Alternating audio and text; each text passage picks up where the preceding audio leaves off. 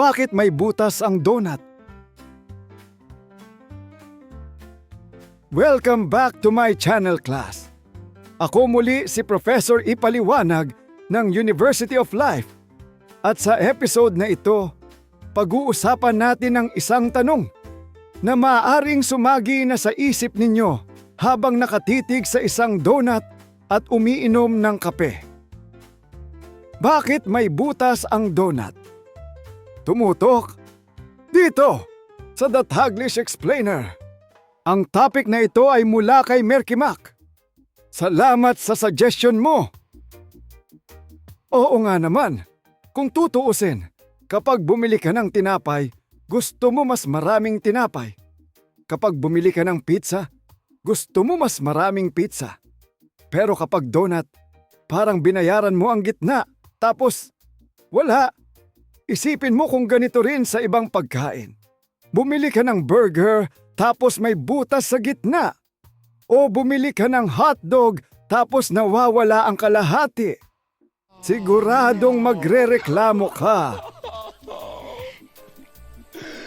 Bago pa magkaroon ng butas ang donut, ang mga unang donut ay parang maliliit na pritong tinapay lamang. Bilog sila at puno ang gitna. Masarap naman, pero may isang malaking problema. Kapag piniprito ang makapal na dough, madalas naluluto ng maayos ang labas, pero hilaw pa ang loob. Para kang bumili ng bahay na maganda ang pintura sa labas, pero wala pa palang kisame sa loob. Noong mga panahong iyon, wala pang modernong thermometer at mga high-tech na kagamitan. Kaya maraming panadero ang nahihirapang tiyaking pantay ang pagkakaluto ng donut. Ngayon, isipin natin ang isang malaking bola ng dough na inilagay sa mainit na mantika. Ang init ay unang tumatama sa labas. Habang lumuluto ang outer layer, mabagal naman makarating ang init sa pinakasentro. Kaya minsan, sunog na ang labas, pero parang bagong gising pa lang ang gitna. Parang estudyante lang sa klase. Gising ang nasa unahan dahil nakikita ng teacher. Pero ang nasa likod ay tulog pa rin. Iyan ang eksaktong problema ng mga lumang donut. Ang gitna ang pasaway na bahagi na ayaw maluto ng sabay sa iba. Dito pumapasok ang isang lalaking nagngangalang Hanson Gregory. Isang Amerikanong mandaragat noong ika-19 na siglo. Ayon sa sikat na kwento, noong taong 1847, napansin niya ang problema ng mga donut na hilaw sa gitna. Dahil sawa na siya sa undercooked na donut, naisip niyang alisin na lamang ang sentro. Parang sinabi niya, kung ikaw ang problema, ikaw ang mawawala. At doon nagsimula ang ideya ng donut na may butas.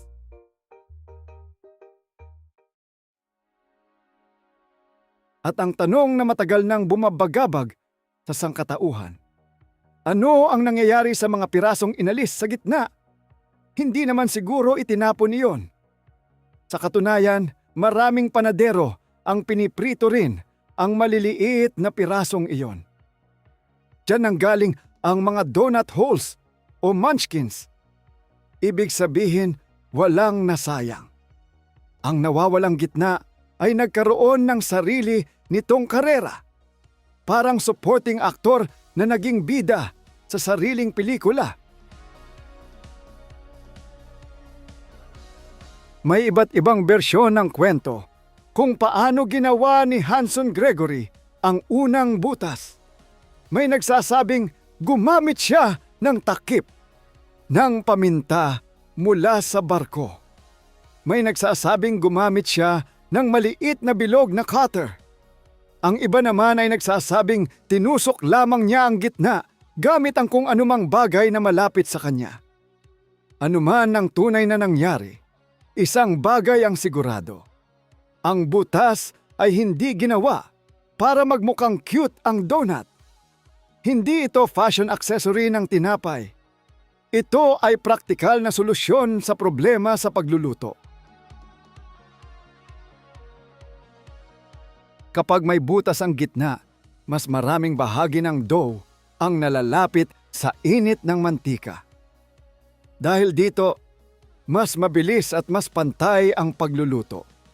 Parang nagdagdag ka ng maraming bintana sa bahay para mas mabilis pumasok ang hangin. Sa halip na hintayin ng init na makarating sa pinakasentro ng makapal na dough, wala nang sentrong pupuntahan dahil inalis na ito. Simple, elegant, at masarap. Hindi lang pagluluto ang naging benepisyo ng butas. Napansin din ng mga panadero na mas madaling hawakan ang donut. Mas madaling ilagay sa tray, mas madaling i-display sa tindahan. At noong nagsimulang gumawa ng donut sa malalaking pabrika, naging mas madali rin ang produksyon. Kung minsan, ang isang maliit na butas ay nakapagbibigay ng napakalaking solusyon. Parang Wi-Fi password. Maliit lang pero napakalaking tulong. Habang lumilipas ang panahon, naging simbolo na ng donut ang butas nito. Kapag gumuhit ka ng donut, ano ang unang ginagawa mo? Bilog tapos isa pang bilog sa gitna.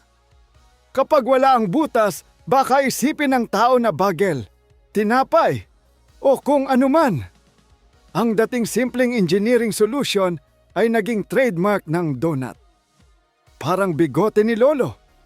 Hindi mo man maintindihan kung bakit nandyan, pero bahagi na siya ng pagkakakilanlan. Nakakatawa isipin na ang isang butas, isang bagay na technically ay kawalan, ang siyang dahilan kung bakit naging matagumpay ang donut. Karaniwan, iniisip natin na mas marami ay mas mabuti. Pero minsan, ang pagtanggal ng isang bagay ang tunay na solusyon. Parang pagtanggal ng toxic na groupmate sa thesis. Biglang gumagaan ang buhay. Ako si Professor Ipaliwanag ng University of Life. Hanggang sa susunod nating kakaibang tanong,